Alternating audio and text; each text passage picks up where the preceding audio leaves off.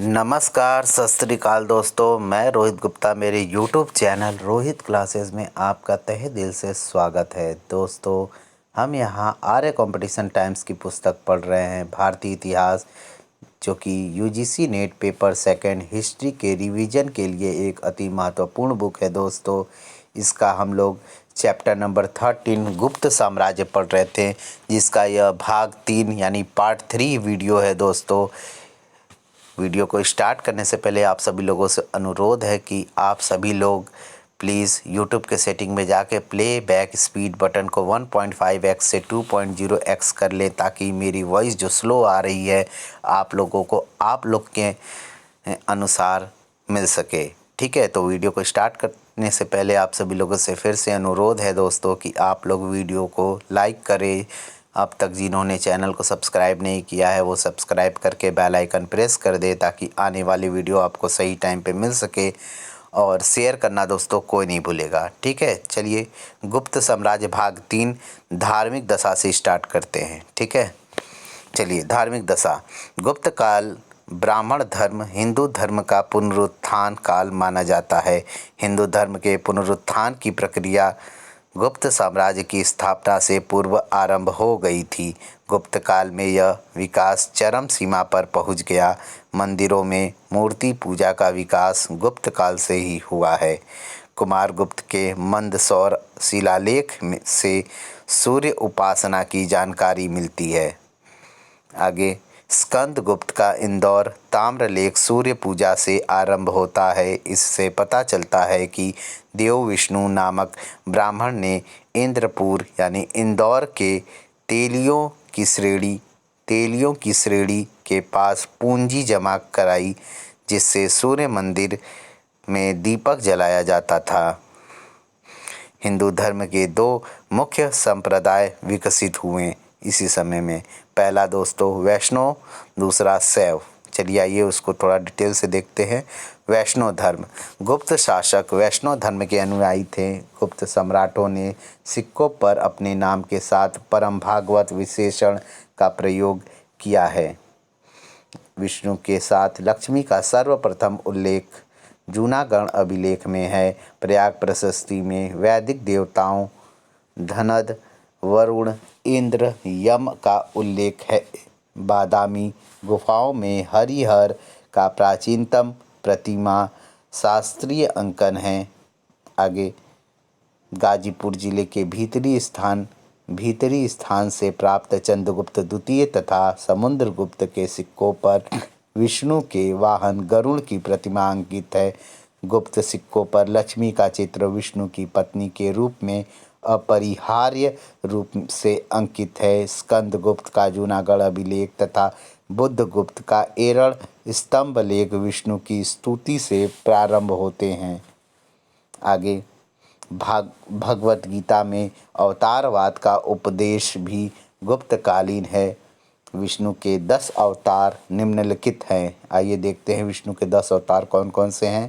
पहला दोस्तों मत्स्य, कूर्म, वराह, नरसिंह, नृसिंह, वामन, परशुराम, राम, कृष्ण, बुद्ध व कल्कि।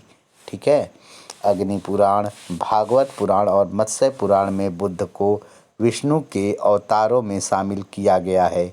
हरिहर की मूर्ति विष्णु के साथ शिव की मूर्ति का निर्माण गुप्त काल में शुरू हुआ। देवगढ़ झांसी का दशावतार मंदिर गुप्त काल में वैष्णव धर्म का महत्वपूर्ण उदाहरण है। यह मंदिर पंचायतन श्रेणी का है। इसमें विष्णु को शेषनाग की शैया पर विश्राम करते हुए दिखाया गया है। पहले इसका नाम केशवपुर था। गुप्त काल में नारायण, शंकरषण यानी बलराम, लक्ष्मी जैसे अवैदिक देवताओं को वैष्णव धर्म का अभिन्न अंग बना लिया गया है। आगे दोस्तों शैव धर्म को देखते हैं। आइए गुप्त शासकों की धार्मिक सहिष्णुता से शैव धर्म का भी प्रचार हुआ। शिव पार्वती की संयुक्त मूर्तियां इसी काल में बननी शुरू हुईं। अर्धनारीश्वर की प्रथम मूर्ति भीटा से प्राप्त हुई है। गुप्त काल में 6ठी शताब्दी तक ब्रह्मा विष्णु महेश की त्रिमूर्ति की पूजा आरंभ हुई। शैव धर्म के 4 संप्रदाय भी गुप्त काल में विकसित हुए। पहला शैव, दूसरा पाशुपत, तीसरा कपालिक, चौथा कालामुख। ठीक है। आगे चंद्रगुप्त द्वितीय कालीन मथुरा स्तंभ लेख में आर्योदिताचार्य नामक पाशुपत मतानुयायी का उल्लेख मिलता है, जिसने 2 शिवलिंग की स्थापना करवाई। इस लेख में भगवान कुशिक का उल्लेख है, जिन्हें लकुलिश का शिष्य माना जाता है। आगे स्कंदगुप्त ने बैल की आकृति के सिक्के चलाए, जो शैव धर्म में उसकी आस्था दर्शाते हैं। कुमारगुप्त के सिक्कों पर मयूर पर आरूढ़ कार्तिकेय स्कंद की प्रतिमा है। अर्धनारीश्वर के रूप में शक्ति व शिव दोनों संप्रदायों का एकीकरण हुआ। भगवान शिव के एक मुखी व चतुर्थमुखी लिंग का निर्माण सर्वप्रथम गुप्त काल में ही हुआ है। आगे चंद्रगुप्त विक्रमादित्य के मंत्री वीरसेन ने उदयगिरी पर एक शिव मंदिर का निर्माण कराया। कालिदास के कुमार संभव काव्य में कुमार या स्कंद के जन्म का वर्णन है। कालिदास की रचनाओं में गोकर्ण के शिव, काशी के विश्वनाथ और उज्जैन के महाकाल ज्योतिर्लिंग के संकेत हैं।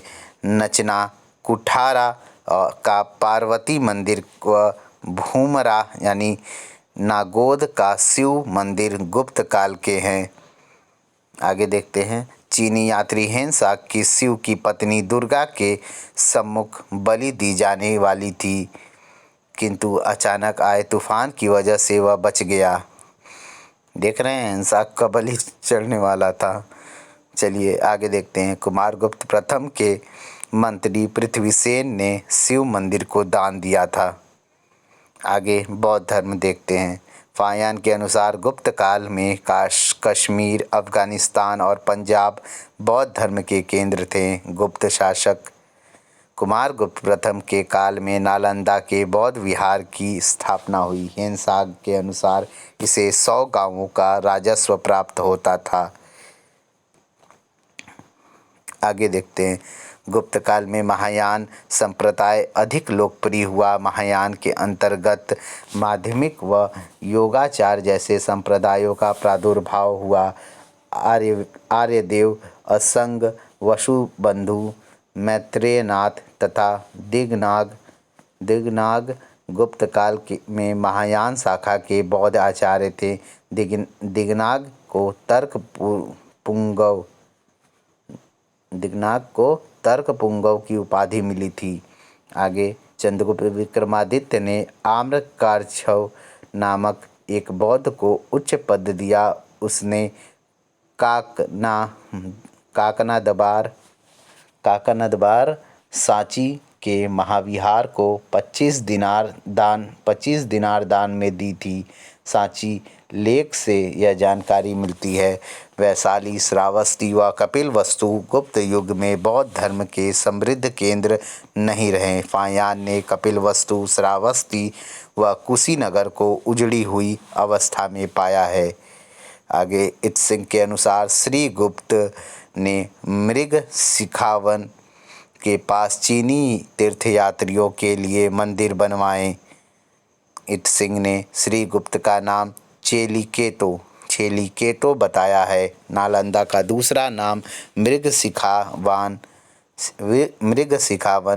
था। फायान के अनुसार मगध में बहुत सारे नगर थे तथा यहाँ के धनी नागरिक बौद्ध धर्म का समर्थन करते थे। आगे जैन धर्म देखते हैं। फायान ने जैन धर्म का उल्लेख नहीं किया है, परंतु गुप्त काल में यह व्यापारियों में प्रचलित था। उत्तर भारत में जैन धर्म को राजकीय प्रश्रय नहीं मिला, किंतु दक्षिण के कदंब एवं गंग राजाओं ने इसे आश्रय प्रदान किया था। मथुरा व बल्बी श्वेतांबर जैन धर्म के केंद्र थे। 513 ईस्वी में बल्बी में जैन सभा हुई। वल्लभी सभा का सभापति जैन आचार्य देवर्धि गढ़ी यानी क्षमा श्रमण था। ठीक है। आगे बंगाल में पुंड्रवर्धन दिगंबर संप्रदाय का केंद्र था। कहोम के लेख के अनुसार स्कंदगुप्त के काल में मद्र नामक व्यक्ति ने 5 जैन तीर्थंकरों की मूर्तियां स्थापित कराईं। जैन मुनि सर्वनंदी ने 458 ईस्वी में लोकविभंग नामक ग्रंथ लिखा। आचार्य सिद्धसेन ने न्याय वार्ता की रचना की, जिससे जैन दर्शन व न्याय दर्शन के विकास में योगदान मिला। ठीक है। आगे है मगध से लेकर कलिंग, मथुरा, उदयगिरी व तमिलनाडु तक जैन धर्म का प्रचार था, परंतु मगध अब इसका केंद्र नहीं था। गुप्त काल में ही देवनंदी नामक एक जैन आचार्य ने सर्वार्थ सिद्धि नामक ग्रंथ लिखा। देवनंदी ने प्रसिद्ध व्याकरण ग्रंथ जैनेन्द्र व्याकरण भी लिखी। आगे देखते हैं। जैनेन्द्र व्याकरण भी लिखी ना। आगे कला एवं साहित्य। आगे हमारा है कला एवं साहित्य। कला एवं साहित्य के विकास की दृष्टि से गुप्त काल को भारतीय इतिहास का स्वर्ण युग कहा गया है। कला एवं साहित्य में गोपियाँ कृष्ण की अंग गुप्त काल में बनी थी। वास्तुकला देखते हैं। मंदिर। वास्तुकला में पहला पॉइंट है मंदिर।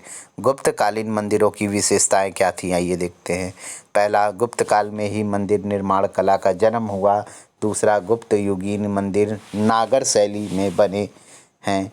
नंबर 3, गुप्त काल में पंचायतन शैली के मंदिर बनने शुरू हुए। पंचायतन शैली का प्राचीनतम उदाहरण देवगढ़ का दशावतार मंदिर है। नंबर 4, शिखर युक्त मंदिर का निर्माण गुप्त युग की महत्वपूर्ण उपलब्धि है। देवगढ़ का दशावतार मंदिर शिखर युक्त मंदिर का प्रथम उदाहरण है। आगे वक्र रेखीय शिखर, जो नागर शैली का अनिवार्य लक्षण है, का प्राचीनतम उदाहरण नचना कुठार का पार्वती मंदिर एवं सिरपुर का लक्ष्मण मंदिर है। नंबर 5, गुप्त काल में मंदिर निर्माण में छोटी ईंटों व पत्थरों का प्रयोग हुआ है। भीतरगांव यानी कानपुर का मंदिर ईंटों से निर्मित है तथा वर्गाकार चबूतरे पर बना है।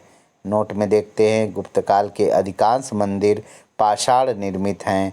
नंबर 6, गुप्त काल में वर्गाकार चबूतरों पर मंदिरों का निर्माण शुरू हुआ, जिस पर चढ़ने के लिए चारों ओर सीढ़ियां बनाई जाती थीं। नंबर 7, गुप्त कला विदेशी प्रभावों से मुक्त थी। पर्सी ब्राउन ने लिखा है कि भारत में राजनैतिक एकता, प्रशासनिक स्थिरता तथा राजाश्रय का सर्वाधिक प्रभाव गुप्त युगीन वास्तुकला पर दिखाई देती है। आगे नंबर 8, मंदिर वास्तु के विकास के साथ साथ इसके शास्त्रीय नियम भी निर्धारित हुए हैं। आगे नंबर 9, आधार पीठिका, गर्भगृह, सभा मंडप, शिखर, अंतराल, प्रदक्षिणा पथ यानी गर्भगृह के चारों ओर ऊपर से आच्छादित मार्ग जो था वो प्रदक्षिणा पथ था तथा द्वार पर गंगा यमुना की मूर्तियां गुप्त युगीन मंदिरों की सामान्य विशेषताएं हैं। नंबर 10, मंदिर के भीतर एक चौकोर कक्ष बनाया जाता था जिसमें मूर्ति रखी जाती थी। मंदिर के इस सबसे महत्वपूर्ण भाग को गर्भगृह कहा जाता था। प्रारंभ में गर्भगृह की दीवारें सादी होती थी, किंतु बाद में उन्हें मूर्तियों से सजाया जाने लगा। प्रमुख गुप्तकालीन मंदिर देखते हैं। पहला, देवगढ़ का दशावतार मंदिर। 6ठी शताब्दी का देवगढ़ का दशावतार मंदिर ललितपुर, उत्तर प्रदेश, जो वेत्रवती बेतवा नदी के तट पर स्थित है। भारतीय मंदिर निर्माण में शिखर का संभवतः पहला उदाहरण है। इसमें मंदिर की दीवारों पर शेष शाही विष्णु नर नारायण की तपस्या एवं गजेंद्र मोक्ष के दृश्य उत्कीर्ण किए गए हैं। दशावतार मंदिर में शिव को योगी के रूप में दर्शाया गया है। आगे नंबर 2, नचना। नचना कुठारा का पार्वती मंदिर अजयगढ़ मध्य प्रदेश में है।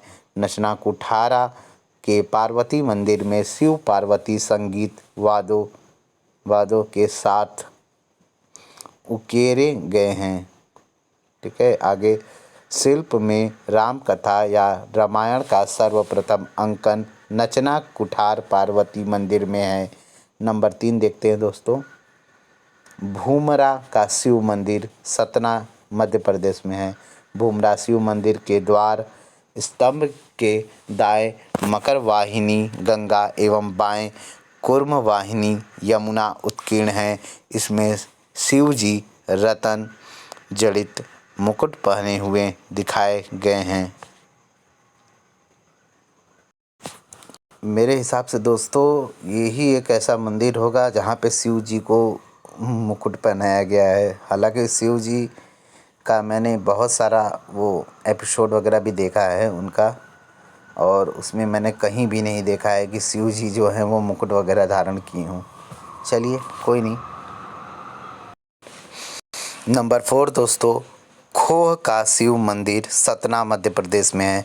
नंबर 5, सांची का मंदिर संख्या 17 यह प्रारंभिक गुप्तकालीन मंदिर है। इसकी योजना आयताकार थी। नंबर 6 देखते हैं दोस्तों, तिगवा का विष्णु मंदिर जबलपुर मध्य प्रदेश में है। नंबर 7, एरण का विष्णु मंदिर सागर मध्य प्रदेश में यह वराह की वास्तविक आकार की मूर्ति एरण से प्राप्त हुई, जिसका निर्माण धन्य विष्णु ने किया। एरण विष्णु मंदिर के सम्मुख बुद्धगुप्त के काल में 485 ईस्वी में एक गरुड़ ध्वज स्थापित हुआ। 8वां नंबर, भीतरगांव कानपुर का ईंटों का मंदिर। आगे भीतरगांव शिखर में भारत में सर्वप्रथम मेहराबों का प्रयोग किया गया। ये मेहराब चैत्याकार हैं।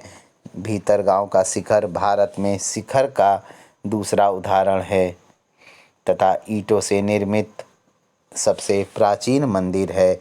भीतरगांव का मंदिर किसी देवता को समर्पित नहीं है, किंतु इसमें शिव, विष्णु, गणेश, दुर्गा, महिषासुरमर्दिनी यानी दुर्गा माता आदि की मूर्तियां हैं। नंबर 9, सिरपुर का लक्ष्मण मंदिर विष्णु को समर्पित। इस मंदिर का निर्माण जो है 7वीं सदी में रानी वास्टा द्वारा किया गया है। आगे सिरपुर लक्ष्मण मंदिर महासमुंद छत्तीसगढ़ में है एवं पहाड़पुर बांग्लादेश मंदिर भी ईंटों से निर्मित है। 10वां दोस्तों, उदयगिरी का गुहा मंदिर जो है उदयगिरी विदिशा में ब्राह्मण गुहा मंदिर का निर्माण हुआ। इसका निर्माण जो है चंद्रगुप्त विक्रमादित्य के सेनापति वीरसेन ने कराया। उदयगिरी के गुहा मंदिर में विष्णु के वराह अवतार की विशाल मूर्ति स्थापित की गई है। वराह अवतार को समुद्र से पृथ्वी का उद्धार करते हुए अंकित किया गया है। आगे देख लेते हैं इसका हाफ पेज। नंबर 11वां दोस्तों, दिनाजपुर का वैग्राम मंदिर बांग्लादेश में है। गुप्त काल में ब्राह्मण एवं बौद्ध गुहा मंदिरों का भी निर्माण हुआ है। नोट में देखते हैं, गुप्त काल में मंदिरों के सबसे ज़्यादा साक्ष्य जो है वो मध्य प्रदेश से प्राप्त होते हैं। अब हम मूर्ति कला देखेंगे। मूर्ति कला की विशेषता देख लेते हैं दोस्तों। नंबर 1, गुप्त काल में मूर्ति कला के 3 प्रमुख केंद्र थे, मथुरा, सारनाथ और पाटलिपुत्र। ठीक है। नंबर 2, गुप्तकालीन मूर्तिकारों ने मथुरा शैली से प्रभावित होकर मूर्तियां बनाई। नंबर 3, गंगा यमुना की मूर्ति गुप्त काल की देन है। नंबर 4, गुप्त काल में मूर्तियां धातु, पत्थर एवं मिट्टी की बनाई जाती थीं।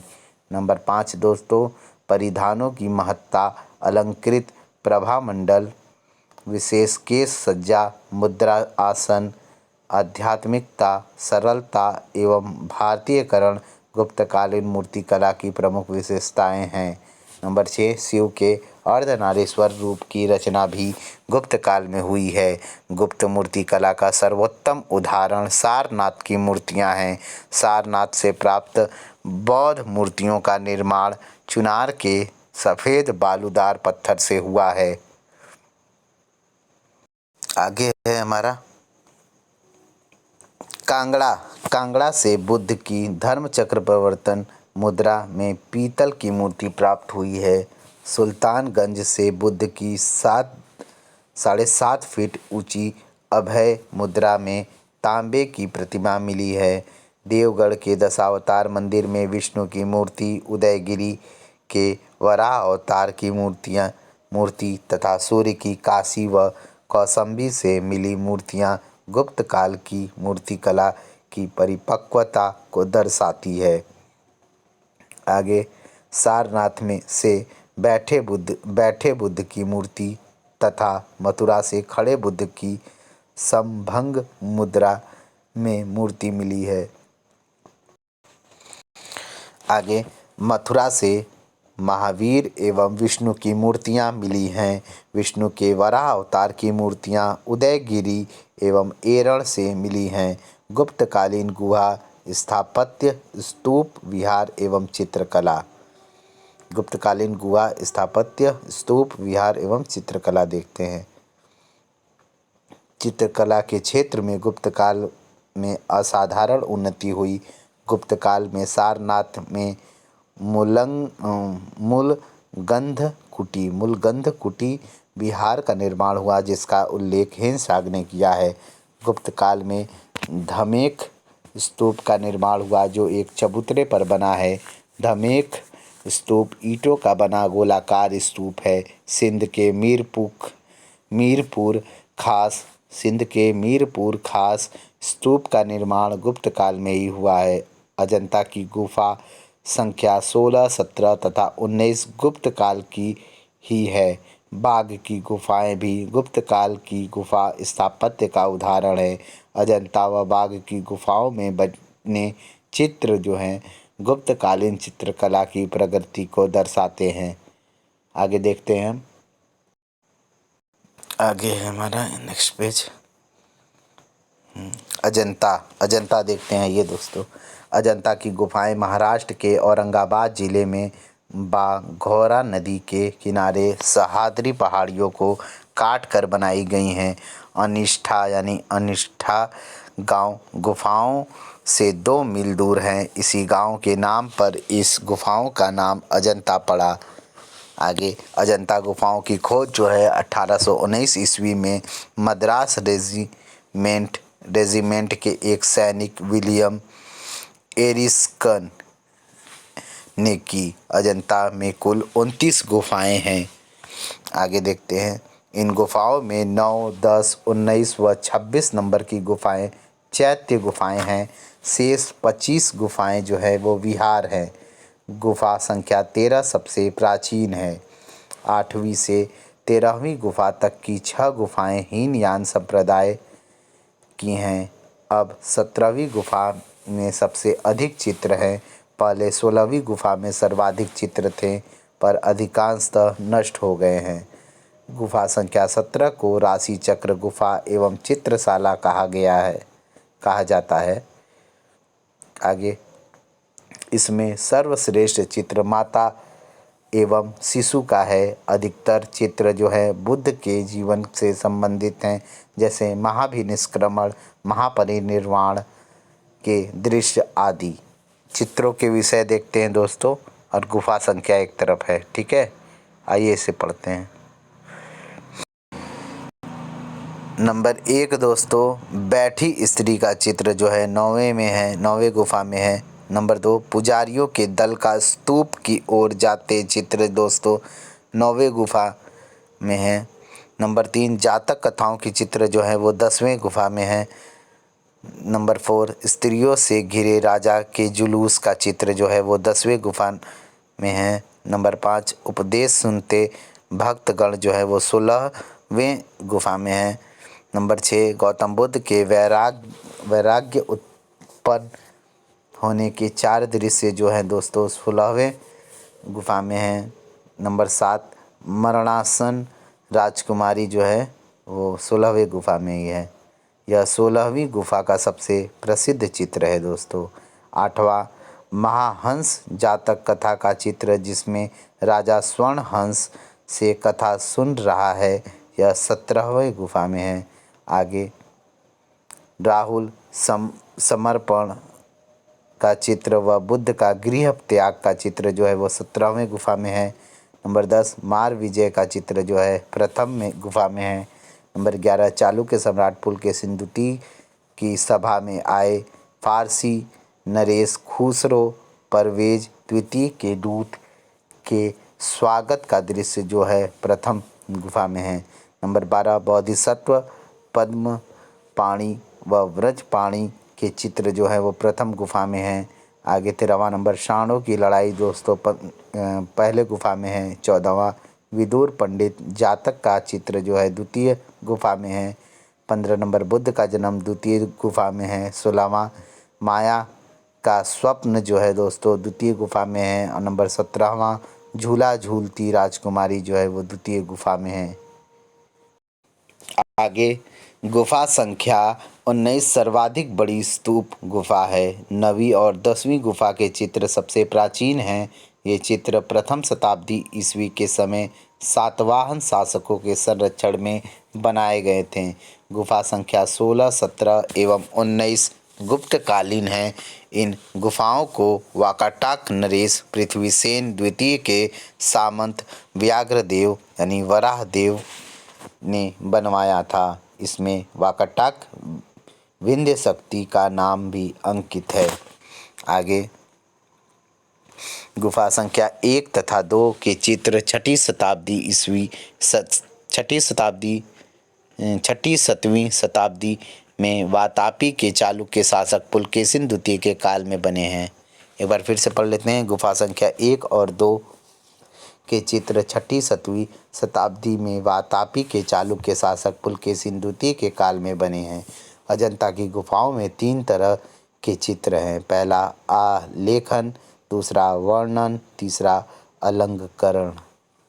चित्र निर्माण में टेम्पेरा और फ्रेस्को विधि का प्रयोग किया गया है। बाघ के चित्रों का विषय लौकिक जीवन से संबंधित था, जबकि अजंता के चित्रों का विषय जो है वो धार्मिक था।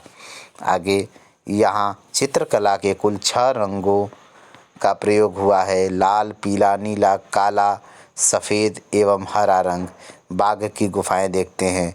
ये मध्य प्रदेश में बाघिनी नदी तट पर है। इसकी खोज जो है 1818 ईस्वी में डेंजरफील्ड ने की थी। यहाँ कुल 9 गुफाएं हैं। वर्तमान में केवल गुफा संख्या 4 एवं 5 में सुरक्षित चित्र है, जिन्हें संयुक्त रूप से रंगमहल गुफा कहते हैं। गुफा संख्या 2 पांडव गुफा सबसे बड़ी है। गुफा संख्या 3 को हाथी खाना कहते हैं। आगे देखते हैं। एलोरा औरंगाबाद से भी 7वीं से 9वीं शताब्दी के बीच राष्ट्रकूटों द्वारा निर्मित 34 शैलकृत गुफाएं मिली हैं। इनमें 1 से 12 तक बौद्ध, 13 से 29 तक हिंदू व 30 से 34 तक जैन गुफाएं हैं। एलिफेंटा गुफा शैव एवं बौद्ध धर्म से संबंधित है। अब साहित्य देखेंगे दोस्तों। साहित्य पुराणों का जो रूप अब प्राप्त होता है उसकी रचना गुप्त काल में हुई। रामायण व महाभारत को अंतिम रूप गुप्त काल में दिया गया। इस काल में अनेक स्मृतियों व सूत्रों पर भाष्य लिखे गए। नारद, कात्यायन, पाराशर व बृहस्पति स्मृति की रचना इसी काल में हुई है। नारद व बृहस्पति स्मृति प्रधानतः विधि विषयक हैं, जबकि कात्यायन स्मृति मुख्यतः आर्थिक विषयों पर लिखी गई हैं। आगे गुप्त काल में संस्कृत के महान विद्वान कालिदास हुए, जिन्हें भारत का शेक्सपियर कहा जाता है। कालिदास ने 4 काव्य व 3 नाटकों की रचना की है। कालिदास की शैली को वैदर्भी शैली कहा जाता है। कालिदास रचित ऋतु संहार और मेघदूत खंड काव्य हैं। कुमार संभव संभव व रघुवंश महाकाव्य है। आगे देखते हैं। कालिदास के 3 नाटक विक्रमोर्वशीय, मालविका, अग्निमित्र और अभिज्ञान शाकुंतलम कालिदास की सर्वश्रेष्ठ रचना है। एग्ज़ाम में दोस्तों ये आता भी है, पूछता भी है कि ये रचना किसकी है। आगे, क्षेमेंद्र ने अपने ग्रंथ बृहत कथा मंजरी में कालिदास की एक अन्य रचना कुंतलेश्वर दौत्यम का एक श्लोक उद्धृत किया है, किंतु यह ग्रंथ अभी तक प्राप्त नहीं हुआ है। ऋतु संहार देखते हैं, छोटे छोटे पार्ट्स में, एक एक लाइनर में है। ऋतु संहार कालिदास की प्रथम काव्य रचना है जो 6 सर्गों का एक खंड काव्य है। मेघदूत पूर्व मेघ तथा उत्तर मेघ में विभक्त इसमें यक्ष की विरह गाथा का वर्णन मिलता है। आगे, कुमार संभव यह 17 सर्गों का महाकाव्य है जिसमें शिव पार्वती के पुत्र कुमार कार्तिकेय के जन्म की कथा का वर्णन है। आगे, रघुवंश जो है 19 सर्गों का महाकाव्य जिसमें राजा दिलीप से लेकर अग्निवर्ण तक 40 इक्ष्वाकु राजाओं का चरित्र चित्रण है। ठीक है। आगे, मालविका अग्निमित्र 5 अंकों में कालिदास की प्रथम नाट्य रचना जिसमें शुंग राजा अग्निमित्र और मालविका की प्रणय कथा है। विक्रमोर्वशीय पुरूरवा व उर्वशी की प्रणय कथा जो 5 अंकों में है। इस नाटक का दृश्यांकन झुंसी यानी प्रतिष्ठानपुर में किया गया है। आगे, अभिज्ञान शाकुंतलम कालिदास की सर्वोत्कृष्ट रचना 7 अंकों में हस्तिनापुर के राजा दुष्यंत व कण्व ऋषि की पालिता पुत्री शकुंतला के संयोग व वियोग का विवरण है। यह कालिदास का तीसरा व अंतिम नाटक है। जर्मन कवि गेटे ने अभिज्ञान शाकुंतलम की प्रशंसा की है। अभिज्ञान शाकुंतलम से दोस्तों एक चीज़ याद आया कि अभी वर्तमान में ही दोस्तों अभी इसी पर एक मूवी भी बनी है। आप लोग सर्च करिएगा, आप लोगों को ज़रूर मिलेगा। ठीक है, उसमें देखिएगा, इनका स्टोरी दिखाया गया है। ठीक है, इनको ऋषि दुर्वासा का श्राप मिल जाता है तो वो जो राजा रहते हैं वो भूल जाते हैं कि उन लोगों ने विवाह भी किया था। तो इस पर है, आप लोग देखिएगा, आप लोगों को समझ में भी आएगा। चलिए आगे देखते हैं। उसको बताने लगेंगे तो बहुत टाइम निकल जाएगा, आगे पढ़ नहीं पाएंगे। चलिए, कालिदास ने मेघदूत की रचना वाकाटक नरेश प्रवर सेन द्वितीय के दरबार में की। गुप्तकालीन नाटक मुख्यतः प्रेम प्रधान एवं सुखांत होते थे। गुप्तकालीन नाटकों की एक प्रमुख विशेषता यह है कि उच्च सामाजिक स्तर के पात्र संस्कृत बोलते थे, जबकि निम्न सामाजिक स्तर के पात्र तथा स्त्रियां प्राकृत भाषा का प्रयोग करती थीं। इस समय की अलंकृत संस्कृत को समाज के अन्य वर्गों के लोग नहीं समझ सकते थे क्योंकि तत्कालीन बोलचाल की भाषा प्राकृत थी। आगे, शूद्रक के नाटक मृच्छकटिकम में स्त्रियां व शूद्र प्राकृत बोलते हैं। मृच्छकटिकम में ब्राह्मण व्यापारी चारुदत्त एवं गणिका बसंत सेना की प्रणय कथा है। इसमें तत्कालीन समाज में व्याप्त भ्रष्टाचार पर प्रकाश डाला गया है तथा प्राचीन भारतीय न्याय व्यवस्था न्यायालय की झांकी मिलती है। भास ने 13 नाटक लिखे जिनमें स्वप्नवासवदत्ता 6 अंकों का नाटक है। यह प्रथम संपूर्ण नाटक माना जाता है। आगे, विशाख दत्त की मुद्रा राक्षस नायिका विहीन नाट्य रचना है। माघ भारवी एवं श्रीहर्ष को संस्कृत काव्य में शीर्ष त्रयी कहा जाता है। आगे देखते हैं। आगे कहा जाता है। एवं इनकी रचनाएं क्रमशः शिशुपाल वध, कीर्तार्जुनीयम एवं नैषधीय चरितम को बृहत्त्रयी कहते हैं। अमरकोश के प्रसिद्ध टीकाकार क्षीर स्वामी भट्ट हैं। षट दर्शन का पूर्ण विकास गुप्त काल में ही हुआ है। काव्यालंकार भामा ने लिखा दशावतार क्षेमेंद्र की रचना है। आगे हम लोग देखेंगे गुप्त काल की अन्य महत्वपूर्ण रचनाएं क्या क्या हैं, आइए देखते हैं। एक तरफ पुस्तक दिया गया है और दूसरे तरफ उसके लेखक, ठीक है, ध्यान से देखिएगा, इंपॉर्टेंट पुस्तकें हैं सब। देवी चंद्रगुप्तम और मुद्रा राक्षस के जो लेखक हैं वो विशाख दत्त हैं। काव्य दर्शन या काव्यादर्श या 10 कुमार चरित्र के लेखक दंडेन है, ठीक है, दंडेन है। कीर्तार्जुनीयम 18 सर्ग है जिनके लेखक हैं भारवी। रावण वध के लेखक हैं वत्स भट्टी या भट्टी कवि। अमरकोश लिंगानुशासन के लेखक हैं अमर सिंह। आगे न्यायावतार के लेखक सिद्धसेन है। पंचतंत्र के लेखक विष्णु शर्मा। कामसूत्र के लेखक वात्स्यायन। चंद्र व्याकरण के लेखक चंद्र गोमीन। विशुद्धिमग्ग के लेखक बुद्ध घोष। मृच्छकटिकम के लेखक जो कि मिट्टी की गाड़ी है उसके शूद्रक हैं, ठीक है। अमरकोश को संस्कृत का विश्वकोश कहा जाता है, याद रखिएगा। विज्ञान देखते हैं उस समय कैसा था। गुप्त काल में शून्य का सिद्धांत तथा दशमलव प्रणाली का विकास हुआ। शून्य का आविष्कार अज्ञात भारतीय ने किया है। आगे शून्य का आविष्कार ईसा पूर्व 2री सदी में भारतीयों ने किया। अरबों ने शून्य का प्रयोग भारत से सीखा व इसे यूरोप में फैलाया। अंग्रेजी में भारतीय अंकमाला को अरबी अंक कहते हैं, किंतु अरब लोग भारतीय अंकों को हिंदसा कहते हैं। अरबों ने ही भारतीय अंक पद्धति को अपना कर पश्चिमी दुनिया में फैलाया है।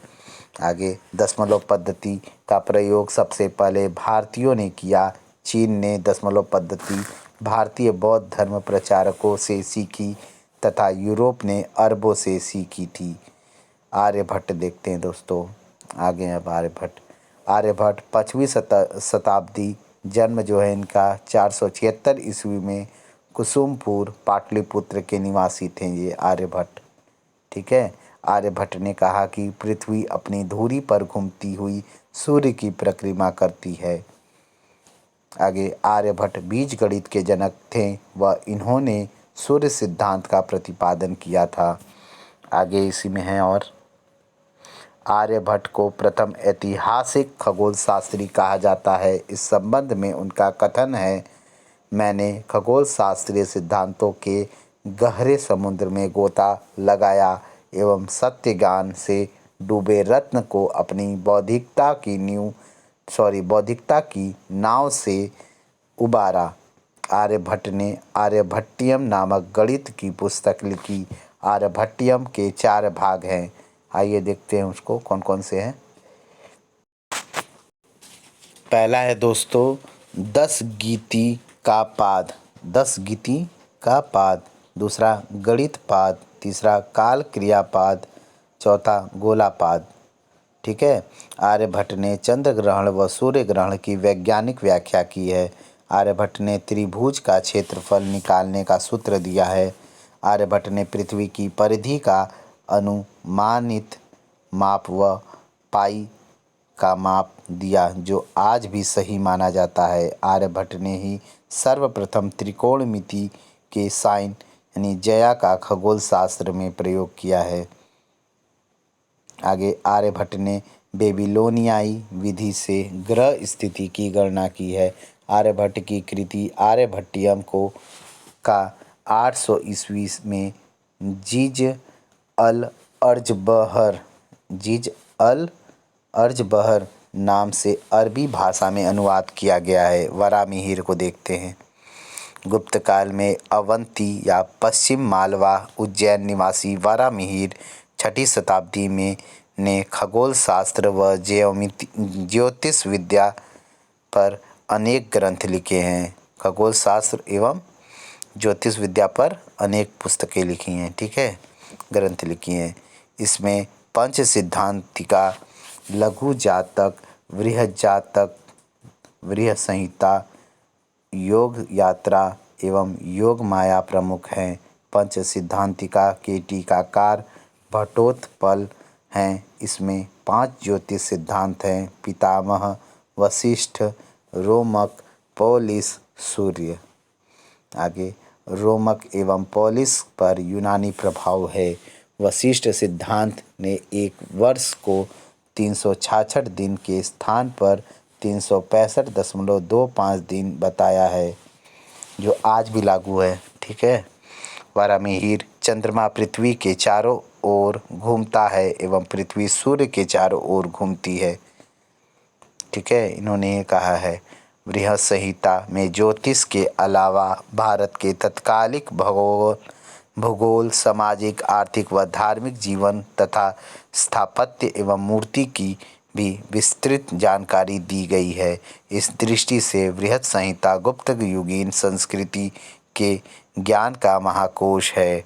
बृहद संहिता प्रथम विश्वकोशीय ग्रंथ माना जाता है। आगे वरामिहिर ने वर्गमूल एवं घनमूल निकालने की पद्धति दी थी, ठीक है। देखिए कितनी इम्पोर्टेंट मैथ्स की चीज़ों को उन्होंने ही, भारतीयों ने ही खोजा है, ठीक है। आगे देखते हैं। भास्कर प्रथम 600 ईस्वी में, 600 ईस्वी ने महाभास्कर्य व लघु भास्कर्य तथा भाष्य लिखे। इन्होंने आर्यभट्टियम पर आर्यभट्टीय भाष्य अस्मक तंत्र टीका लिखी है। नोट देखते हैं। भास्कर द्वितीय भास्कराचार्य 12वीं सदी के गणितज्ञ थे। सिद्धांत शिरोमणि इनकी प्रसिद्ध रचना है, याद रखिएगा, जिसके 4 भाग, कौन कौन से भाग है ये देखते हैं। 4 भाग कौन कौन से हैं? लीलावती, बीज गणित, ग्रह गणित एवं गोला है। लीलावती को पाटी गणित भी कहते हैं। आगे महावीराचार्य ने गणित सार संग्रह ग्रंथ की रचना की। भीनमाल जालौर राजस्थान में जन्मे गणितज्ञ ब्रह्मगुप्त 598 ईस्वी ने खंडखादक ब्रह्मस्फुट सिद्धांत की रचना की तथा वेदांग, ज्योतिष एवं ध्यान ग्रह लिखा है, ठीक है। खंडखादक था ना, हाँ ठीक है। ब्रह्मस्फुट सिद्धांत में खगोलीय उपकरणों का पहला सुव्यवस्थित विवरण मिलता है।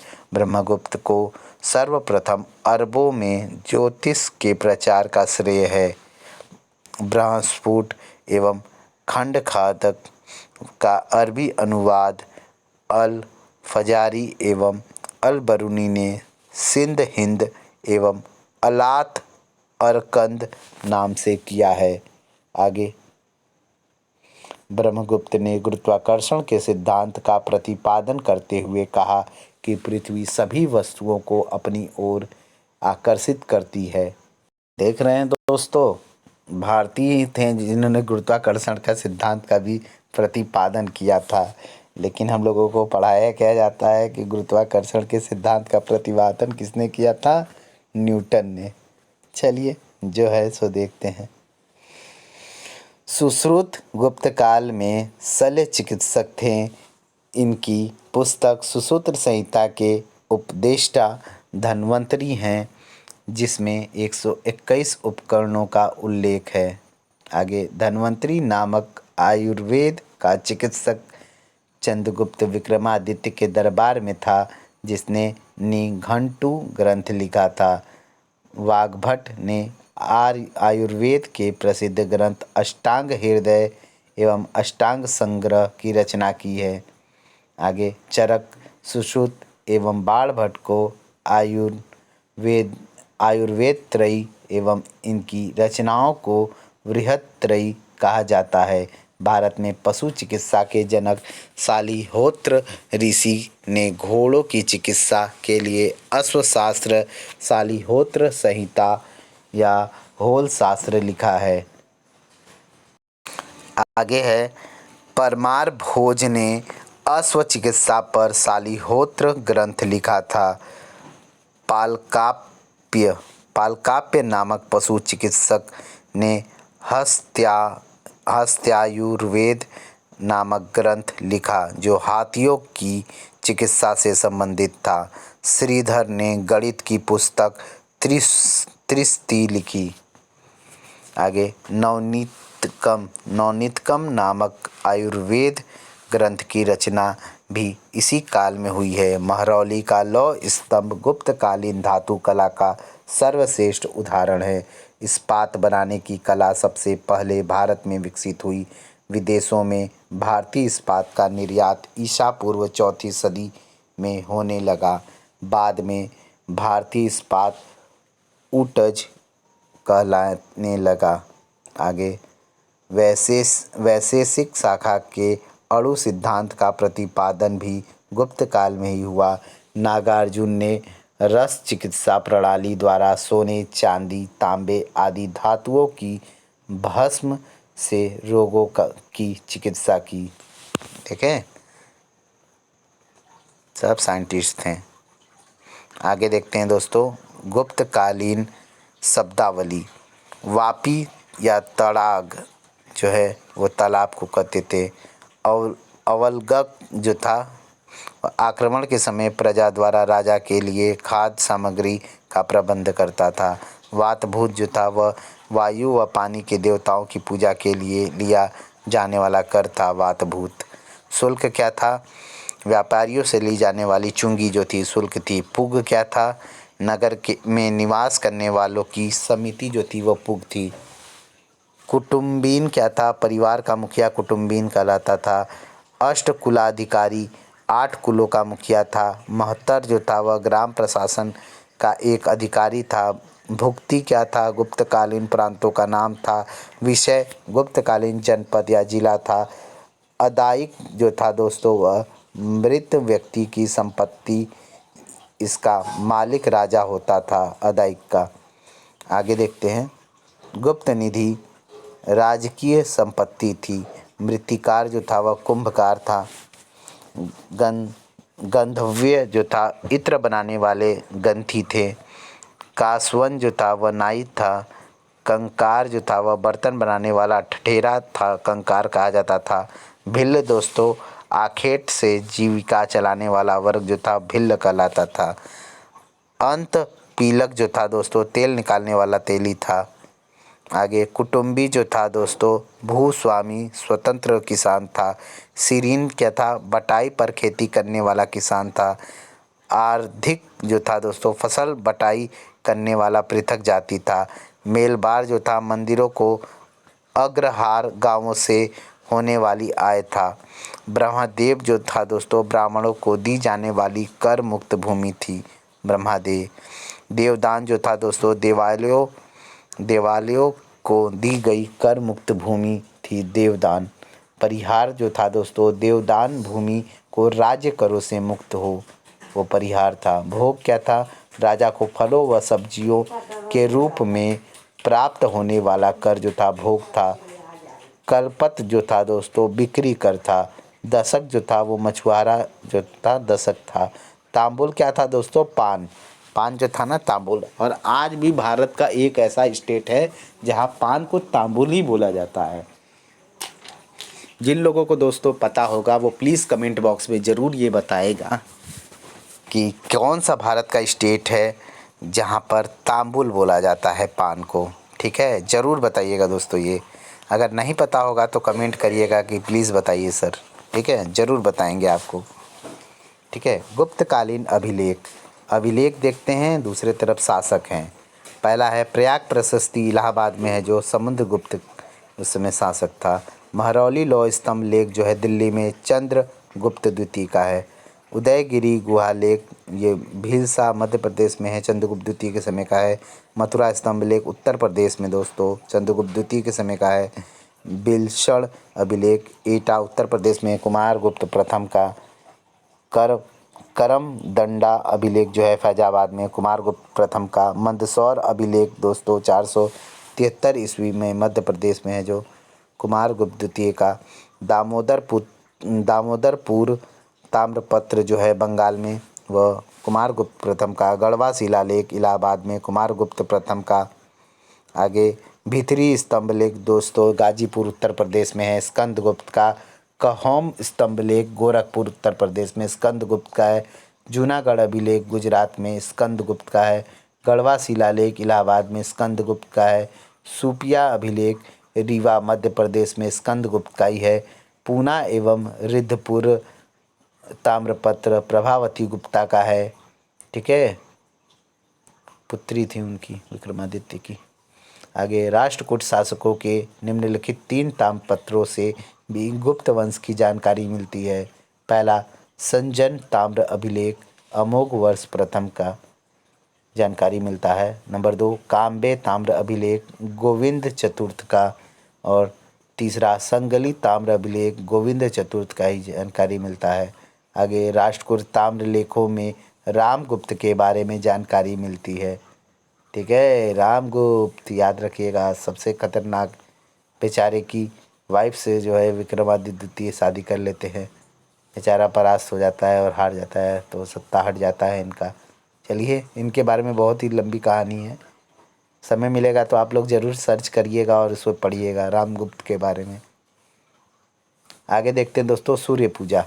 सूर्य की सबसे प्राचीन मूर्ति भरहुत मध्य प्रदेश में उपलब्ध हुई है जो 3री सदी ईसा पूर्व की है। भारत में सूर्य पूजा का सूत्रपात ईरान के प्रभाव से हुआ है। प्राचीनतम सूर्य मंदिर तक्षशिला का सूर्य मंदिर है जो पहलव शासक गोंडोफर्निस के समय का है। मुल्तान मूल स्थान सूर्य पूजा का प्रसिद्ध केंद्र था। कुवलयमाला के अनुसार मूल स्थान का भट्टारक ऐसे स्थान के रूप में प्रसिद्ध हो गया जहां कुष्ठ के रोगी अपने रोग से मुक्त हो जाते थे। मुल्तान में सूर्य पूजा का उल्लेख हिंसाक, अबू जईद, अल मसूदी, अल बरूनी तथा इस्तखरी ने किया है। हिंसाक के अनुसार मुल्तान के सूर्य मंदिर का निर्माण सांप द्वारा करवाया गया था। आगे दोस्तों मडासियात बुलंदशहर का सूर्य मंदिर गुप्तकालीन है। मोढेरा गुजरात, ओसिया जोधपुर, कोणार्क उड़ीसा आदि प्रसिद्ध सूर्य मंदिरें हैं जिसमें सबसे प्रसिद्ध दोस्तों कोणार्क का सूर्य मंदिर, ठीक है, ब्लैक पैगोडा के नाम से भी जाना जाता है। आगे राजस्थान में सूर्य का सबसे प्राचीन मंदिर चित्तौड़ दुर्ग में स्थित कालिका माता का मंदिर है। ठीक है दोस्तों, इसी प्रकार से हम लोगों का गुप्त वंश यानी गुप्त साम्राज्य खत्म होता है। अब चैप्टर नंबर 14 दोस्तों हम लोग पढ़ेंगे इसके पश्चात। थैंक यू फॉर वॉचिंग दोस्तों। प्लीज़ वीडियो को आप लोग लाइक कर दीजिएगा और अब तक जिन्होंने चैनल को सब्सक्राइब नहीं किया है दोस्तों प्लीज़ चैनल को सब्सक्राइब कर लीजिएगा और शेयर करना दोस्तों कोई नहीं भूलेगा। Okay, thank you so much दोस्तों, मिलते हैं नेक्स्ट वीडियो में। गुड नाइट, टेक केयर दोस्तों। प्लीज़ अपना ध्यान रखिएगा और खूब पढ़ते रहिएगा दोस्तों और खूब बढ़ते रहिएगा। Thank you so much, bye bye, see you.